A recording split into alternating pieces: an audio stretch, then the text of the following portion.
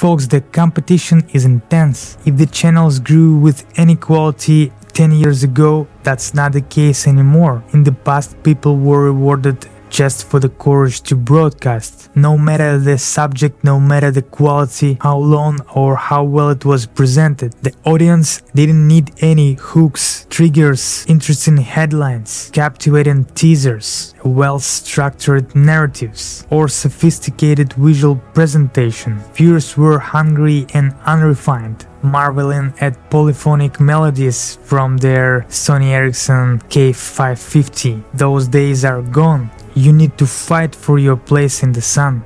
And talking about phone, and you can use your phone to take selfie with your friend, snap a photo of your omelette for stories, or capture some random spontaneous picture of your neighbor's cat which you will never open again. But if you want to run a business and attract an audience to your craft, you need a professional tools. A camera will showcase you in all your glory. With the professional tools, you can show other people how awesome you're in your niche. Otherwise, it will be another hyperfocal, shaky mess. And you can keep crying over your masterful cakes. To save your tears, come learn with us. Link in bio.